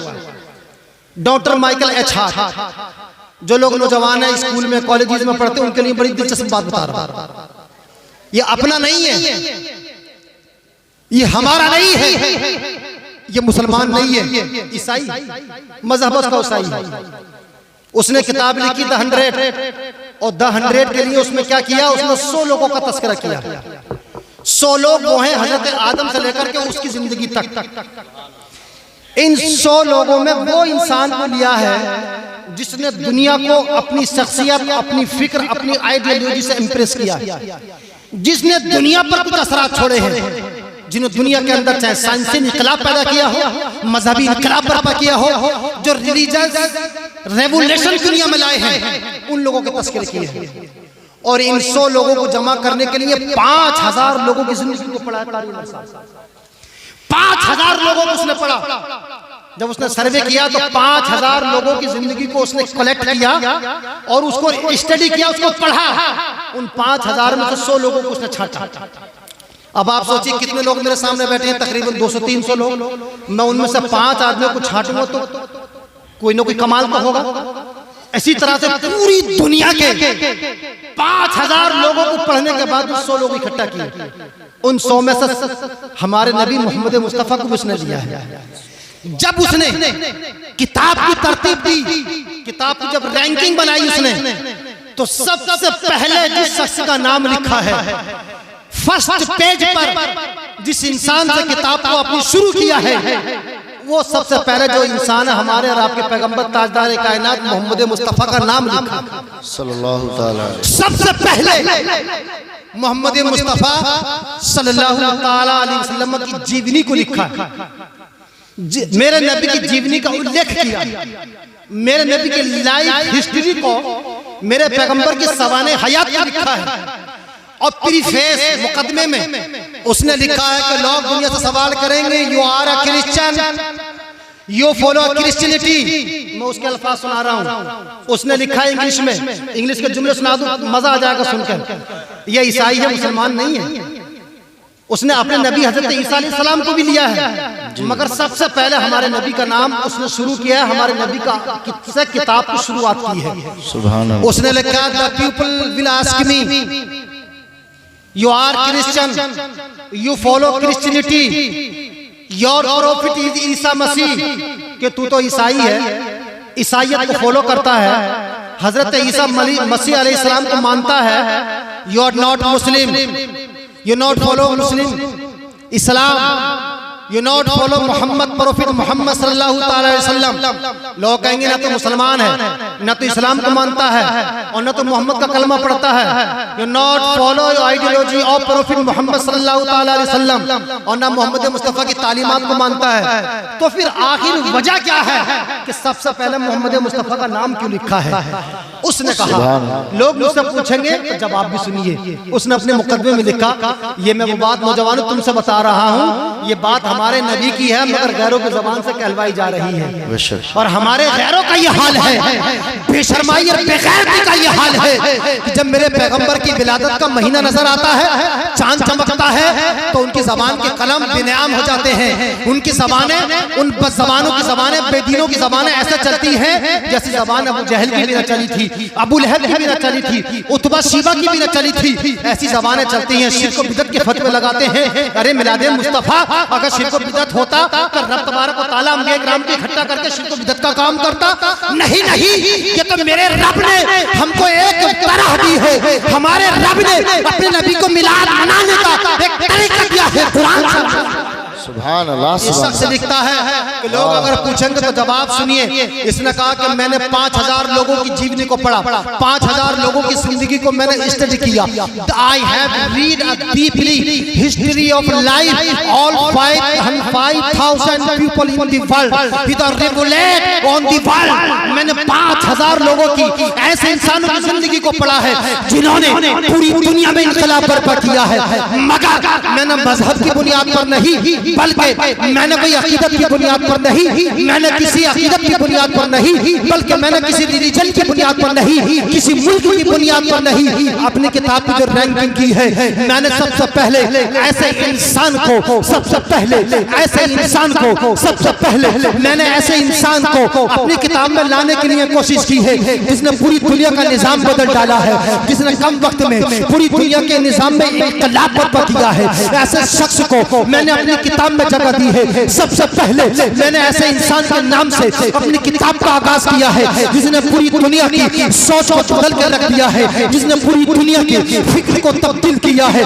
जिसने पूरी दुनिया की परेशानियों को पत्थरों के सामने से हटाकर रब की बारगाह में लाकर के झुकाया है। मैंने ऐसे इंसान के नाम से अपनी किताब का आगाज किया है जिसने सब्र के मैदान में सारी दुनिया के सामने सीने सिपर होकर के खड़ा रहा। उस पर पत्थर भी बरसाए गए, किसी का जवाब न दिया, गाली भी दी गई, किसी का जवाब न दिया, घर से भी निकाला गया, किसी का कोई जवाब न दिया। ऐसे इंसान को मैंने अपनी किताब में जगह दी है जिस पर पत्थर भी मारे गए हैं, जिसको तकलीफें दी गई है, जिसको बुरा भला गया है, जिसका घर छीना गया है, मगर उस शख्स ने कभी किसी पर कोई रिएक्ट नहीं किया है। इसने कभी भी किसी शख्स पर अपना बदला नहीं लिया है। मैंने वो तारीख भी पढ़ी है कि जब इस शख्स के चचा अबू हज़रत हमजा मैदान ओहद में हज़रत हमजा को जब शहीद किया गया, उसने लिखा है हज़रत हमजा को जब शहीद किया गया, एक औरत आती है हज़रत हमजा के सीने पर चढ़कर उनका सीना फाड़ती है। मोहम्मद मुस्तफा ये मंजर अपनी आंखों से देख रहे हैं और ये उस शख्स का सीना फाड़ा जा रहा है जो इंसान दुनिया में सबसे बड़ा सपोर्टर मोहम्मद मुस्तफा का था, जो सबसे बड़ा बहादुर था, जो सबसे बड़ी सपोर्ट थी, जो सबसे बड़ी आड़ थी, जो सबसे बड़ा जिम्मेदार था मोहम्मद का। उस शख्स को शहीद करके उसके सीने पर बैठकर ये खून था मोहम्मद मुस्तफा का, उसके सीने पर बैठकर सीना फाड़कर कलेजा निकाला गया। कलेजे को उस औरत ने अपने दांतों से चबाया न गया तो थूक दिया। इस मंजर को मोहम्मद मुस्तफा अपनी आंखों से देख रहे हैं। इस मंजर को मोहम्मद मुस्तफा ने अपनी आंख से देखा है। खंदक में मक्के वालों ने मुसलमानों पर हमला किया, मोहम्मद मुस्तफा पर खैबर वालों ने हमला किया। मोहम्मद मुस्तफा अपनी आंखों से देख रहे हैं। मोहम्मद मुस्तफा को घर से निकाला गया, अपनी आंखों से देख रहे हैं। मगर मोहम्मद मुस्तफा का जब वक्त आया, और एक तारीख ऐसी भी उसने बयान की है कि जब हिटलर को जब वजूद मिला, हिटलर को जब ताकत मिली, हिटलर को जब उसको अपनी पावर मिली, तो पावर के नशे में इंसान सबसे पहले अपने मुखालिफों को मारता है। जब इंसान पर पावर आती है तो सबसे पहले इंसान अपने मुखालिफों को खत्म करता है। यही हुआ है हुकूमत में। आज की हुकूमत भी अपने मुखालिफों को चुन चुन कर मार रही है, अपने मुखालिफों को जेल में डाल रही है, जिनसे उन्हें खतरा है कि ये हमें चुनौती दे सकते हैं, ये हमें चैलेंज दे सकते हैं, इलेक्शन में हमारे लिए टक्कर दे सकते हैं। उन पर एलिगेशंस लगाकर, उन पर इल्जाम लगाकर, झूठे सही, मुर्गी की चोरी सही, बकरी की चोरी सही, झूठे इल्जाम लगाकर जेलों में डाला जा रहा है अपने मुखालिफों को। क्यों? कहीं हमारे मुकाबले पर खड़े ना हो जाए। हिटलर ने भी 70 लाख यहूदियों को कत्लेआम किया था। एक छोटी सी बात को लेकर दुनिया की तारीख गवाह है, जिस शख्स पर जुल्म होता है, जब उसे पावर मिलती है, अपने जुल्म का बदला जरूर लेता है, अपने जुल्म का इंतकाम जरूर लेता है, अपने जुल्म का बदला जरूर लेता है। जब उसके हाथ में हथियार आते हैं, जब उसे सताया गया था, सारी चीजें एक एक करके याद आती हैं, सारे दुश्मन याद आते हैं, सारे मुखालिफिन याद आते हैं। मगर मोहम्मद मुस्तफा की तारीख को मैंने पढ़ा है। मोहम्मद मुस्तफा के चचा का कलेजा चबाने वाली औरत भी सामने आती है, उनको तीर मार करके हलाक करने वाला इंसान भी सामने आता है, उनके घर पर नाजायज हमला करने वाला भी सामने आता है, उनके घर पर उनको घर से निकालने वाले शख्स भी सामने आते हैं, गले में रस्सी डालकर जमीन पर घसीटने वाले इंसान भी मोहम्मद मुस्तफा के सामने आते हैं। सारे इंसान एक एक कर मोहम्मद मुस्तफा की निगाहों के सामने घूम रहे हैं। यह वक्त था कि जब मोहम्मद मुस्तफा मक्के से मदीने से निकलकर मदीने में जब फातिहाना शान के साथ आते हैं, पूरी दुनिया की सबसे बड़ी पावर मोहम्मद मुस्तफा के हाथ में थी। मोहम्मद मुस्तफा चाहते अबू जहल की औलाद से बदला ले सकते थे। मोहम्मद मुस्तफा अगर चाहते तो मक्के के दुश्मनों से चुन चुन कर बदला ले सकते थे। मोहम्मद मुस्तफा अगर चाहते तो उनके चचा का कलेजा चबाने वाली औरत हिंद का कलेजा चबा सकते थे। मोहम्मद मुस्तफा के पास पावर थी, मोहम्मद मुस्तफा के पास ताकत थी, मोहम्मद मुस्तफा के पास बहुत बड़ी पावर थी। He was a supreme of the leader. He have a supreme power. Mohammad Mustafa बहुत बड़ी ताकत थी पूरी दुनिया की। मोहम्मद मुस्तफा के इशारों पर मक्के की सरजमीन पर खून खराबे हो जाते, नालियों में खून बहता। इसी जज्बात में आकर एक साहबी मक्के की सरजमीन पर काबे के शहर में ऐलान कर देते हैं। बुखारी शरीफ में है अल यौमुल मलहमा, ओ लोगों आज बदले का दिन है। हमें बहुत सताया था मक्के वालों तुमने, आज मोहम्मद मुस्तफा अबू सुफियान से बदला लेंगे अबू सुफियान के भाई से बदला लेंगे। आज मोहम्मद मुस्तफा उन लोगों से बदला लेंगे जिन्होंने मोहम्मद मुस्तफा को तकलीफें दी है, जिन्होंने उनके चचा का कलेजा चबाया है। उनसे बदला लेंगे जिन्होंने मोहम्मद मुस्तफा के गले में रुमाल डालकर मोहम्मद मुस्तफा को घसीटा था। आज मोहम्मद उनसे बदला लेंगे जिन्होंने घर छोड़ने पर उनको मजबूर कर दिया था। आज मोहम्मद मुस्तफा उनसे बदला लेंगे जिन्होंने मोहम्मद मुस्तफा के ऊपर गंदगी फेंकी थी। आज मोहम्मद मुस्तफा उनसे बदला लेंगे जो मोहम्मद मुस्तफा को जादूगर कहते थे, जो मोहम्मद मुस्तफा को बुरा भला कहते थे। ये बात सुनी अबू सुफियान घबरा गए। अबू सुफियान बारगाह रिसालत में हाजिर होते हैं। ये कहते हैं या रसूलल्लाह, बेशक हमने सताया है, बेशक हमने तुम्हें तकलीफ दी है, बेशक हमने तुम्हें दुख दिए हैं, बेशक हमने तुम्हें परेशानियां पहुंचाई हैं, मगर ऐ मोहम्मद तुम तो रहमत वाले हो, ऐ मोहम्मद तुम तो रहमत का पैगाम लाए हो। मेरे नबी फरमाते तुम्हें परेशानी क्या है? कहा हमारे साहबी ने ऐलान कर दिया कि आज बदला लिया जाएगा। मोहम्मद मुस्तफा अगर आप बदला लेने लगे तो मक्के की सरजमीन पर एक इंसान का वजूद नहीं बचेगा, इसलिए कि मक्के की जर्रा जर्रा, मक्के के रहने वाला हर इंसान तुम्हारा मुजरिम है, तुम्हारा खताकार है। मोहम्मद मुस्तफा कहते हैं वो लोगों तुमसे किसने कह दिया कि आज बदले का दिन है? नहीं नहीं, अल्लाह ने मुझे सहमत नहीं, अल्लाह ने मुझे रहमत बना करके भेजा है। अल्लाह ने मुझे पूरी कायनात के लिए रहमत बना करके भेजा है कि रहमत वाला होता है वो किसी से बदला नहीं लेता। मोहम्मद मुस्तफा मक्के की सरजमीन पर हजरत बिलाल हबशी को बुलाते हैं। वो बिलाल हबशी से कहते हैं तुम काबे की छत पर चढ़ जाओ, काबे की छत पर चढ़कर ऐलान करो, काबे की छत पर चढ़कर आजान पुकारो। आजान पुकार कर जब सारा मक्का मुतवज्जह हो जाए तो ऐलान कर दो अल यौम यौमुल मरहमा, आज का दिन बदले और इंतकाम का दिन नहीं है, आज का दिन रहमत का दिन है, आज का दिन माफ करने का दिन है, आज का दिन बख्शने का दिन है, आज का दिन खताओं को माफ करने का दिन है। आज मोहम्मद अपने तमाम दुश्मनों की गलतियों को माफ करता है। और जो इंसान अबू सुफियान के घर में पड़े वाले मोहम्मद मुस्तफा उनको भी नारे तकबीर, नारे रिसालत, जश्न ईद मिलादुन नबी, उलमाए अहले सुन्नत, मसलके आला हजरत फैजाने गौसे आजम, फैजाने हुजूर चिश्ती मियाँ हजरत अल्लामा मुफ्ती आसिफ बरकाती साहिब किबला। उसने अपनी किताब में लिखा अंग्रेज ने, बेशक I am not Muslim, I am not follow prophet Mohammed सल्लल्लाहु अलैहि वसल्लम, I am not follow Islam, but I know Mohammed सल्लल्लाहु अलैहि वसल्लम is the last messenger of the world, but I know about him, he is a good man, he is a perfect, he is a have all perfections, he is a big personality of the world, he is a biggest personality of the world, he is a last messenger of the world। वो कहता है कि मैं मुसलमान नहीं हूँ, मजहब इस्लाम को नहीं मानता, इतना मानता हूँ कि मोहम्मद मुस्तफा जैसा कामिल इंसान कायनात में ना आया है। जिंदाबाद जिंदाबाद जिंदाबाद, माशाल्लाह। किसकी बात सुनाई मैंने आपको? वाह, ये बात उस शख्स की सुनाई है जो मुसलमान नहीं है मगर मेरे नबी के नाम लेकर के किताब की शुरुआत करता है। सुभान अल्लाह। बड़े प्यारे अंदाज में सवाना हयात लिखे मेरे नबी की। अगर वो किताब आपको मिले तो पढ़िए, हिंदी में भी ट्रांसलेट उसका हुआ है। किताब का नाम द 100, इसको उर्दू में कहेंगे 100 आदमी। बड़ी उम्दा किताब है। अब मैं अपनी बात को बिल्कुल आखिर तरफ जा रहा हूँ। जो मुझे टाइम दिया था वो तकरीबन पूरा हो रहा है। 5 मिनट मैंने इनसे उधार मांगे। मैं फ्रांस की सरजमीन की एक बात और सुना जी। फ्रांस की सरजमीन की बड़ी प्यारी बात, ये भी हमारे नबी के बारे में और गैरों की ज़बान से नहीं जाएंगे। रबन्ना की सरजमीन के लोग हैं। आप यहाँ पैदा हुए मगर मैं जानता हूँ इन्हें, बड़े जज्बाती हैं, मसले के आलत के मानने वाले हैं, मोहब्बत आले हज़रत इनके सीनों में कूट कूट के भरी। सुभान अल्लाह। आले रसूल सैयद मुकीमुर रहमान साहब हज़रत का बड़ा प्यारा बयान होता है, सुनकर जाइए। करना क्या है, आप कोई तुम धान को काटने जाकर के उलमा को सुनिए, सुबह को सोइए। मेरे नबी ने फरमाया हदीस पाक में है,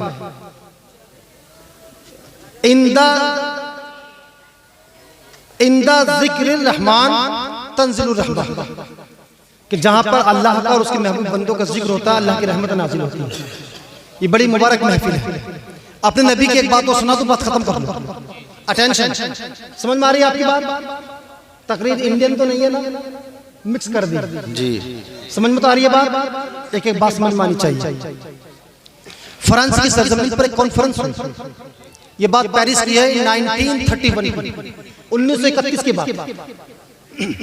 फ्रांस की सरजमीन पर एक मीटिंग हुई, उसमें कहा कि पूरी दुनिया में झगड़े हैं, ईसाई मुसलमानों को मारते हैं, मुसलमान ईसाइयों को मारते हैं, यहूदी मुसलमानों को मारते हैं, जिसको जो पावर मिलती है सब एक दूसरे को मारते हैं। ऐसा करो, ये झगड़े खत्म कर दो, जो मजहबी झगड़े हैं, जो रिलीजियस फाइट्स हैं, सबको खत्म कर दो, पूरी दुनिया को एक प्लेटफॉर्म पे ले आओ, एक मजहब को सब लोग मानने लगे, झगड़े खत्म हो जाएंगे। ईसाई कहते हैं हम ठीक तो मुसलमानों को मारते हैं, मुसलमान कहते हैं हम ठीक तो ईसाइयों को मारते हैं, ऐसे एक दूसरे को मारते हैं, मजहबी झगड़े खत्म कर दो। कहा कैसे खत्म होंगे? मजहबी झगड़े खत्म करने का एक तरीका है, बहुत प्यारी बात बता जा रहा हूँ, आपने सुनी नहीं होगी, तारीख का हिस्सा है और आज भी रिकॉर्ड में महसूस है। कहा कैसा किया जाए कि पूरी दुनिया के जितने भी बड़े बड़े उलमा हर मजहब का एक एक आदमी को बुलाओ। ईसाइयों का सबसे बड़ा आलिम पूरी दुनिया का कौन, उसको बुलाओ। यहूदियों का सबसे बड़ा आलिम कौन, उसको बुलाओ। मुसलमानों का सबसे बड़ा आलिम कौन, उसको बुलाओ। दावत दे दी गई, बुला दी गई, सब आ गए। अब जजमेंट कौन करेगा? कहा कि फैसला करने के लिए जज ऐसा इंसान को बुलाओ जो ना मुसलमान हो, ना यहूदी हो, ना ईसाई हो, वो हो नास्तिक, वो अधार्मिक, उसका कोई धर्म ना हो, अधार्मिक होगा, गैर बदमजहब होगा, ना मुसलमान होगा तो मुसलमान का फेवर करेगा, ईसाई होगा तो ईसाईयत का फेवर करेगा, यहूदी होगा यहूदियत का फेवर करेगा। ऐसे आदमी को बुलाओ जो किसी मजहब को न मानने वाला हो, दहरिया हो। पूरी दुनिया से 3 जजों को इकट्ठा किया और वो तीनों के तीनों जज न मुसलमान थे, न हिंदू थे, न ईसाई थे, न यहूदी थे, कुछ नहीं, वो सिर्फ दहरिये थे, नास्तिक थे, किसी मजहब को मानने वाले नहीं थे, मगर दुनिया के एक इंटेलिजेंट, बहुत होशियार, बड़े अक्लमंद इंसान थे। बिल्कुल बात को समेट रहा हूं, तवज्जो से सुनिए, याद रखिए, आखिरी बात लेकर जा रहा हूं। ये भी वही बताऊंगा जो मेरे नबी के कमाल है। सुभान अल्लाह। हम समझे नहीं अपने नबी को, हमें समझना चाहिए। सारी दुनिया के मज़ाहिब के मानने वाले बड़े बड़े उलमा उस महफिल में मौजूद है। एक कोर्ट रूम बनाया गया और 3 जज कुर्सी पर बैठे हैं।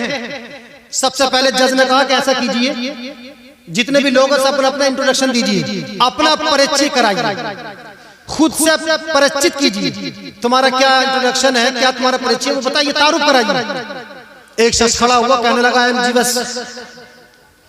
आई फॉलो हजरत मूसा अलैहिस्सलाम, मैं यहूदी हूं, हजरत मूसा अलैहिस्सलाम को फॉलो करता हूं। ईसाई खड़ा हुआ, वो कहने लगा I am Christian, I follow Christianity, my prophet is Isa Masih, मैं ईसाई हूं, मैं ईसाईयत को मानता हूं, मेरे पैगंबर हजरत ईसा मसीह। हर एक ने अपना अपना तारुफ कराया, जितने मज़ाहिब थे मशहूर सब ने तारुफ कराया। मुसलमान खड़ा हुआ, उसने कहा I am Muslim, I am follow Islam, my religion is Islam, my prophet Mohammed सल्लल्लाहु अलैहि वसल्लम। कहा कि मैं मुसलमान हूं, मैं मजहब इस्लाम को मानता हूं और मेरे पैगंबर मोहम्मद मुस्तफा। आपने अपना तारुफ करा दिया। तारुफ कराने के बाद जज ने एक तमहीद बांधी। जज ने कहा कि लोगों, हम सारे लोग आज एक बहुत बड़े फैसला करने के लिए बैठे हैं। हम ना ईसाई हैं, ना मुसलमान हैं, ना यहूदी हैं, ना किसी मजहब को मानने वाले हैं। हम ये चाहते हैं सारे लोग उस शख्स को मान लो जिसका समान हो। मैं एक मिसाल से देकर समझा तो बात करीब हो जाएगी, थोड़ी टफ लग रही होगी। इलेक्शन हुआ, हुकूमत बनी उत्तर प्रदेश में, जो दूसरे राजनीतिक दल थे, जो दूसरी पॉलिटिकल पार्टीज थी, जो दूसरी सियासी पार्टियां थी, उन्होंने सब ने सरेंडर कर दिया, मान लिया कि ठीक है तुम्हें वोट ज्यादा मिल गए, हम तुम्हें मानते हैं। अगर वो इस जीतने वाली पार्टी को तस्लीम ना करते तो वो कहता सीएम मैं बनूंगा, समाजवादी कहती सीएम हम बनेंगे, बसपा कहती सीएम हम बनेंगे, झगड़ा होता नहीं होता। लेकिन कहा कि जो सबसे ज्यादा वोट लाया, जिसकी सबसे ज्यादा सीटें हैं, उसी की हुकूमत चलेगी, उसी का कानून चलेगा, उनके बनाए हुए कानून चलेंगे, उनके बनाई हुई पुलिस उन्हीं को फॉलो करेगी।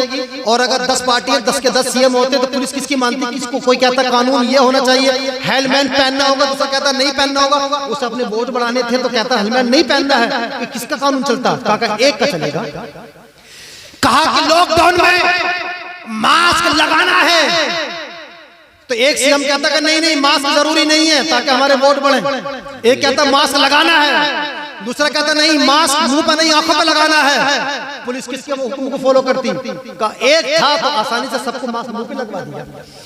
इसी तरह से कहा कि एक शख्स की हुकूमत होती है तो अपनी मर्जी से वो कानून लागू करता है और कानून को नाफिज करता है, उसी कानून पर अमल किया जाता है।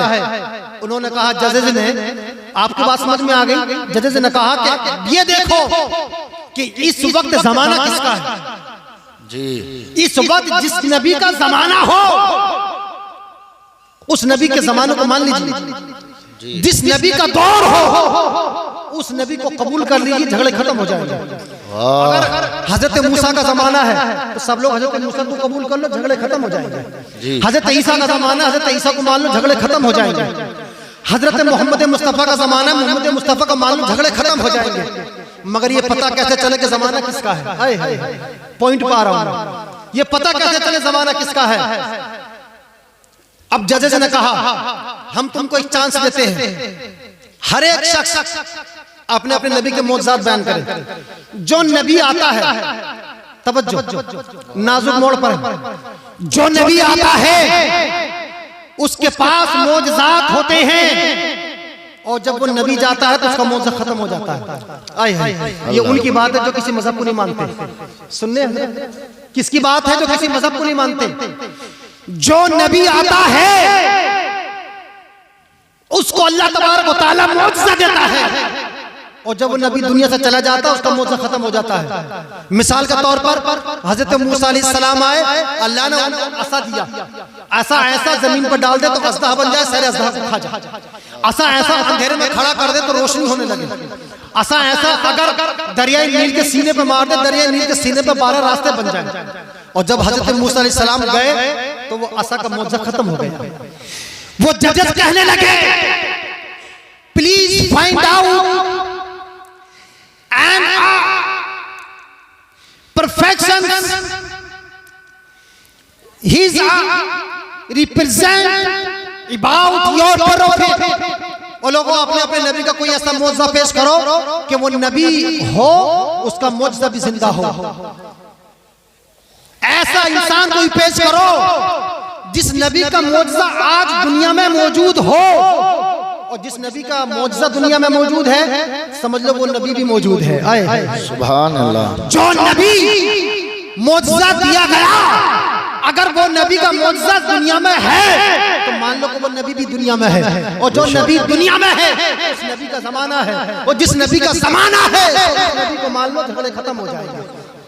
बेशक। ईसा कहा, प्लीज फाइंड आउट, आप बताओ तुम्हारे नबी का मौजज़ा क्या है? ईसाई ने कहा, मेरे नबी मुर्दों पर हाथ रखते जिंदा हो जाते थे, तोला हो जाते थे, अब हैं तोला नहीं, तो तुम्हारे नबी का मौजज़ा खत्म। चुप हो गया। यहूदी से कहा, please represent about your prophet. ऐ यहूदी तू अपने नबी के बारे में मौजज़ा पेश कर जो इस वक्त मौजूद हो। कहा कि असाई मुबारक, कहा कि अब है, बोला अब तो पता नहीं कहाँ है। तो तुम्हारे नबी का मौजज़ा नहीं तो मतलब तुम्हारे नबी का जमाना नहीं है, तुम्हारे नबी भी नहीं, तो नबी नहीं तो फिर मौजज़ा भी नहीं। मुसलमान से कहा कि मुसलमान तुम पेश कर सकते हो कि मौजज़ा? आए है, कुर्बान जाइए। सुभान अल्लाह। मुसलमान अपनी चेयर से खड़ा और खड़ा होने के बाद बयान करने लगा, मेरे नबी का मौजज़ा, सबसे बड़ा मौजज़ा मेरे नबी पर नाजिल होने वाली कुरान किताब है। सुभान अल्लाह, किताब है। और जानते हैं ये जजमेंट आज भी फ्रांस की यूनिवर्सिटी में मौजूद है जो लिखा हुआ था। उसने कहा कि मेरे पैगंबर पर जो किताब नाजिल हुई वो किताब सबसे बड़ा मौजज़ा है। मेरे नबी पर जो किताब नाजिल हुई आज से 1450 साल पहले, जिस तरह तरह नाजिल हुई थी वो किताब जब से लेकर आज तक आज भी मौजूद है। उस किताब में आज तक कोई तब्दीली नहीं हुई है। मेरे नबी की किताब जिस तरह पहले झूठ से रोकती थी आज भी रोक। मेरे नबी पर नाजिल होने वाली किताब जिस तरह से पहले नमाज का हुक्म देती है आज भी देती है। मेरे नबी पर नाजिल होने वाली किताब जिस तरह गुमराहों को राह पर लाती थी आज भी ला रही है। मेरे नबी पर नाजिल होने वाली किताब जिस तरह से पूरी दुनिया को रोशन कर रही थी उसकी रोशनी आज भी पूरी दुनिया को रोशन कर रही है। मेरे नबी पर नाजिल होने वाली किताब बहके हुओं को राह रास्त पर लाती थी वो किताब आज भी बहके हुओं को राह रास्त पर ला रही है। मेरे नबी पर नाजिल होने वाली किताब जिस तरह से 1450 साल पहले थी आज भी है कुरान करीम। मेरे नबी के चाहने वालों के सीनों में जिस तरह 1450 साल पहले था इसी तरह से मेरी कौम के छोटे छोटे बच्चों के सीनों में कुरान महफूज है। मेरे नबी पर नाजिल होने वाली किताब जिस तरह से किताबी शक्ल में सहाबा किराम के दरमियान मौजूद थी इसी तरह से आज भी हर मदरसे में आज भी हर खानका में हर मस्जिद में हर जगह पर मेरे नबी की किताब मौजूद है। मेरे नबी का मौजज़ा कल भी जिंदा था जब उतर रही थी ये किताब जब भी जिंदा थी आज भी जिंदा है क़यामत तक। मेरे नबी की ये किताब कुरान इतनी जिंदा रहेगी इतनी जिंदा रहेगी खुद भी जिंदा है। जिस मुर्दा दिल में ये किताब चली जाती है उस कौम को जिंदा कर देती है। जिंदाबाद जिंदाबाद। नारे तकबीर नारे रिसालत उलमाए अहले सुन्नत मसलके आला हजरत हजरत अल्लामा मुफ्ती आसिफ रजा बरकाती। जिस मुर्दा कौम में ये किताब चली जाती है वो कौम जिंदा हो जाती है। मेरे नबी का मौजज़ा जिंदा है। ये बात सुनी तो पूछा जो आसपास के दूसरे और लोग थे उलमा थे जो दूसरे मजहब के मानने वाले थे your objection about his explanation, क्या तुम्हारा कोई एतराज है कोई आपत्ति है? इन्होंने जो संदर्भ दिया है इन्होंने जो हवाला दिया है इन्होंने जो व्याख्या की है अपने मजहब की, क्या तुम्हारे पास इस चमत्कार का कोई ऑब्जेक्ट है? तुम्हारे पास कोई आपत्ति है? आपत्ति क्या करते? किताब तो मौजज़ा है कुरान पाक का मौजज़े का तो जवाब नहीं। मेरे नबी जिस पर नाज़िल हुई वो साहिब मौजज़ा जो किताब नाज़िल हुई वो भी मौजज़ा। जवाब न दे सके खामोश। अब जजमेंट सुनी जो जजमेंट लिखा जो फैसला लिखा वो फैसले के अल्फाज सुना रहा हूँ। उन्होंने कहा कि ओ लोगों अगर तुम जानते हो तुम चाहते हो if the in the world अगर पीसफुल तुम चाहते हो दुनिया में अमन अमान आ जाए, तुम चाहते हो दुनिया से आतंक का खात्मा हो जाए, तुम चाहते हो दुनिया से दहशतगर्दी खत्म हो जाए, अगर तुम चाहते हो दुनिया में अमन अमान की चादर तन जाए, तुम चाहते हो दुनिया से मजहबी झगड़े खत्म हो जाए, अगर तुम चाहते हो तो हम इस नतीजे पर पहुंचे हैं कि आज मोहम्मद मुस्तफा का ज़माना है, आज मोहम्मद मुस्तफा की हुकूमत है। सारी दुनिया के लोग अपने तमाम मज़ाहिब को छोड़कर मोहम्मद मुस्तफा का मजहब इख्तियार कर ले। अगर तुम चाहते हो दुनिया में सुकून आ जाए, तुम चाहते हो दुनिया में अमन और शांति आ जाए तो सारे मजहब वाले लोग अपने मजहब को छोड़ दो, मजहब इस्लाम को कबूल कर लो, मोहम्मद मुस्तफा को अपना पैगंबर बन लो, पूरी दुनिया में अमन और शांति आ जाए। जिंदाबाद जिंदाबाद। सुभान अल्लाह सुभान अल्लाह। ये फैसला लिखा और फैसला लिखने के बाद कलम की नोक तोड़ दी और कहा कि इससे ज्यादा फैसला को दुनिया में कोई लिख नहीं सकता। वो फैसला लिखकर कहा कि ये फैसले को हमारे महफूज किया जाए। आज भी पेरिस की यूनिवर्सिटी में वो फैसला मौजूद है। मैंने खुद अपनी आंखों से वो किताब वो फैसला वहाँ की एग्जीबिशन में वहाँ की जो एग्जीबिशन लगती है जो वहाँ की नुमाइश लगती है किताबों की वो मैंने खुद पढ़ा है। आज भी लिखा है अगर दुनिया में अमन चाहते हो तो मोहम्मद मुस्तफा का दामन थाम लो, दुनिया में सुकून चाहते हो तो मोहम्मद मुस्तफा का दामन थाम लो। ये कहाँ से मिलेगा? ये मदरसों से मिलेगा। ये मदारिस इस्लामिया उलमा देते हैं, ये मदारिस इस्लामिया मोहब्बत रसूल सिखाते हैं, ये मदारिस इस्लामिया दरसगाहें हाफिज़ कुरान देती हैं, ये मदारिस इस्लामिया इस मौजज़े की हिफाजत करते हैं, ये मदारिस इस्लामिया कुरान जो मौजज़ा इसकी हिफाजत करते हैं, इस मौजज़े को पढ़ाते हैं सिखाते हैं। रात दिन इस मौजज़े को पढ़ाया और सिखाया जाता है। लोगों मदारिस इस्लामिया की एहतराम करो, इनका ताबुन करो, मदारिस को जिंदा रखो। मदारिस ऐसा चश्मा है इनसे निकलने वाला जो पानी है ये तुम्हें सैराब करता है। जिस दिन मदारिस इस्लामिया का ये चश्मा सूख गया कौम को इमाम नसीब ना होंगे, कौम को खुतबा नसीब ना होंगे, कौम को मुबल्लिगीन नसीब ना होंगे, कौम को उलमा नसीब ना होंगे, कौम को तबलीग करने वाले नसीब ना होंगे, कौम का ईमान खत्म हो जाएगा, कौम का दीन खत्म हो जाएगा। लोगों चाहते हो कि मजहब इस्लाम जिंदा रहे, चाहते हो कि कुरान की शान जिंदा रहे, चाहते हो ईमान जिंदा रहे, चाहते हो इस्लाम जिंदा रहे, चाहते हो पूरी दुनिया में हमारे नबी का नाम जिंदा रहे, हमारे नबी का मौजज़ा जिंदा रहे। मदारिस को आबाद करो, उलमा की इज्जत करो। करो, आइम्मा की इज्जत करो, मदारिस को जिंदा करो, मसाजिद की हिफाजत करो। इस्लाम को कोई दुनिया की ताकत न मिटा सकती है, न मिटाई थी और न क़यामत में कोई ताकत मजहब इस्लाम को मिटा सकती है। सुभान अल्लाह, जिंदाबाद जिंदाबाद। 3 साल पहले ये तो आया था कि एनआरसी लाओ, खत्म कर दो। एनआरसी लाने वाले भी खत्म हो गए, एनआरसी भी खत्म हो गया, वजूद खत्म हो गया, हुकूमतें हिल गई, मगर मुसलमानों के वजूद को नहीं हिला सके। खुदा की बारगाह में दुआ के मौला करीम इसी तरह से मुसलमानों के वजूद को इस्तिकाम अता फरमाए, हमारे मदारिस की हिफाजत फरमाए, मेरे नबी का मुअज्जिज़ा कुरान की हिफाजत फरमाए, खानकाह के मदारिस की मसाजिद की हिफाजत फरमाए। जिंदगी रही तो इंशाअल्लाह फिर मिलेंगे। खूब की सैर चमन, फूल चुने शाद रहे, बाग बाग जाता हूँ ये बस्ती तुम्हारी आबाद रहे।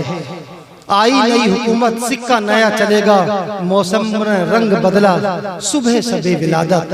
शाखों से टूट जाएं वो पत्ते नहीं हैं हम, आंधी से कोई कह दे औकात में रहे। वमा अलैना इल्लल बलाग। अस्सलामु अलैकुम व रहमतुल्लाहि व बरकातहू।